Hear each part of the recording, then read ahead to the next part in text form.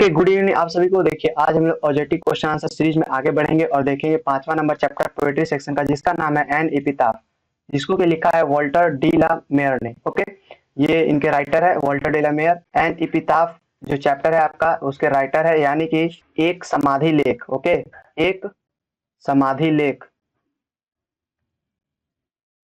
इस चैप्टर के राइटर कौन है? Walter de la Mare. चलिए आज हम लोग इसका ऑब्जेक्टिव क्वेश्चन देखने वाले।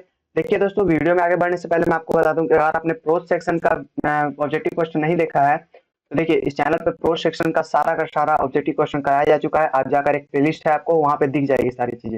आप जाकर वहां से 1.5x या 2x के स्पीड में जाकर देख लीजिए, कम से कम रिवीजन हो जाएगा आपका। ठीक है, चलिए देखते हैं पहला क्वेश्चन। देखिए यहाँ पे बोला जा रहा है, fill in the blanks is a humorous and ironical poem. खाली स्थान एक हास्य एवं विडंबनापूर्ण कविता है। इसमें से कौन एक हास्य और विडंबनापूर्ण कविता है? देखिए इसका जो ऑप्शन नंबर सी है एन एपिताफ, ये आपका राइट आंसर है। और ये एपिताफ क्या होता है? जैसा कि मैंने आपको बताया कि ये समाधि लेख है। देखिए जहाँ पे लोगों को या तो दफनाया जाता है या फिर उनको चिता को जलाया जाता है, तो उसके आसपास में ना समाधि लेख बनाई जाती है, उसी को एपिताफ बोलते हैं इंग्लिश में। ओके, देखिए इस तरह का रहता है। ठीक है, आपने देखा होगा। चलिए, तो इसका जो right answer option number C, ये आपका राइट आंसर है कि an epitaph is a humorous and ironical poem, एक हास्य और विडंबनापूर्ण कविता है।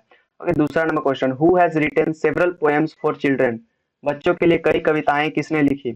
इसका जो ऑप्शन नंबर ए है वॉल्टर डे ला मेयर, ये आपका राइट आंसर है। वॉल्टर डे ला मेयर ने बच्चों के लिए कई कविताएं लिखी। चलिए नेक्स्ट क्वेश्चन, यहाँ पे बोला जा रहा है कि an epitaph is written by, fill in the blanks, एक समाधि लेख खाली स्थान द्वारा लिखा गया है। पहला ऑप्शन है John Keats, Walter de la Mare, John Donne, W H. Auden. तो इसका जो ऑप्शन नंबर बी है वॉल्टर डे ला मेयर, ये आपका राइट आंसर है। एक समाधि लेख जो चैप्टर है वो किसने लिखा है? वो लिखा है वॉल्टर डे ला मेयर ने। ओके, चलिए नेक्स्ट क्वेश्चन, चौथा नंबर, Walter de la Mare knew a, fill in the blanks, who is now dead. Walter de la Mare एक खाली स्थान को जानते थे जो अब मर चुकी हैं। एक लेडी को जानते थे, एक औरत को जानते थे जो कि बहुत खूबसूरत थी और वो अब मर चुकी हैं। एक औरत जो कि बहुत खूबसूरत थी, उसको वॉल्टर डे ला मेयर जानते थे और वो अब मर चुकी हैं। ओके, नेक्स्ट क्वेश्चन, पांचवा number, who has made an epitaph for the beautiful lady. सुंदर महिला के लिए एक समाधि लेख कौन बनाता है? देखिए इसका जो ऑप्शन नंबर ए है वॉल्टर डे ला मेयर, ये आपका राइट आंसर है। वॉल्टर डे ला मेयर ही उस सुंदर महिला के लिए एक समाधि लेख बनाते हैं। ओके, नेक्स्ट क्वेश्चन, छठा नंबर, the poet thinks that fill in the blanks is not everlasting. कवि सोचता है कि खाली स्थान चिरस्थायी नहीं है। देखिए छठा का जो ऑप्शन नंबर बी है ब्यूटी, यानी कि सौंदर्य। कवि सोचता है कि सौंदर्य कभी भी स्थायी नहीं है या चिरस्थायी नहीं है। किसी का भी सौंदर्य, कितना ब्यूटी किसी के पास आ जाए, लेकिन उसे कभी ना कभी खत्म होना ही है। ठीक है, नेक्स्ट क्वेश्चन, सातवां नंबर, fill in the blanks is an inscription on a tomb in the memory of the dead. खालिस्तान मृतकों की याद में एक कब्र पर एक विशाल शिलालेख है, क्या है? इसमें से an epitaph, the soldier, song of myself, none of this. Option number A है एन एपिताफ, ये आपका राइट आंसर है। An epitaph is an inscription, जो मैंने आपको फर्स्ट क्वेश्चन में यहाँ पे दिखाया था। देखिए एन एपिताफ इंस्क्रिप्शन लिखे हुए हैं, यहाँ पे शिलालेख है। तो यहाँ पे इसका जो ऑप्शन नंबर ए है, ये आपका राइट आंसर हो जाएगा। An epitaph is an inscription on a tomb in the memory of dead, मृतकों की यादों में ये लिखा जाता है। ओके, नेक्स्ट क्वेश्चन, आठवां नंबर, here lies a most beautiful lady is a line from. देखिए ये जो आपका ये लाइन है, ये किस पोएम से लिया गया है, ये पूछा जा रहा है। यहाँ एक सबसे खूबसूरत महिला है, जो कि किस कविता की एक पंक्ति है, ये आपसे पूछा जा रहा है। ओके, तो इसका जो ऑप्शन नंबर बी है एन एपिताफ, ये आपका राइट आंसर है और ये आपके पोएम की फर्स्ट लाइन है, here lies a most beautiful lady. Okay, चलिए नेक्स्ट क्वेश्चन, नौवां नंबर, who was the light of step and heart. ये आपके पोएम की सेकंड लाइन है, बिना प्रतिबद्धता के यहाँ और वहां जाने की आदत किसे थी? उस सुंदर लेडी को थी। ओके, इसका जो ऑप्शन नंबर ए है, ये आपका राइट आंसर हो जाएगा, अ ब्यूटीफुल लेडी। चलिए नेक्स्ट क्वेश्चन देखते हैं, 10वां number, an epitaph is a fill in the blanks. एक एपिताफ एक किस तरह का है? यानी कि स्टोरी है, ट्रेवलॉग है, या फिर एसे है, या फिर पोएट्री है। तो देखिए ये इसका जो ऑप्शन नंबर डी है, ये आपका राइट आंसर है, पोएट्री है। An epitaph is a poetry, poem है। ओके, नेक्स्ट क्वेश्चन यहाँ पे बोला जाए 11th number, Walter de la Mare was born in fill in the blanks. Walter de la Mare का जन्म खाली स्थान में हुआ था। कब हुआ था वॉल्टर डी ला मेयर का जन्म? ओके, इसका जो ऑप्शन नंबर डी है 1873, ये आपका राइट आंसर है। 1873, 1873 में उनका जन्म हुआ था। ठीक है, यहाँ पे बोला जा रहा है 12th नंबर question, Walter de la Mare died in. उनकी मृत्यु कब हुई थी, ये आपसे पूछा जा रहा है। तो देखिए 12th का जो ऑप्शन नंबर बी है 1956, 1956 में हुई थी। 1956 में वॉल्टर डी ला मेयर की मृत्यु हो गई।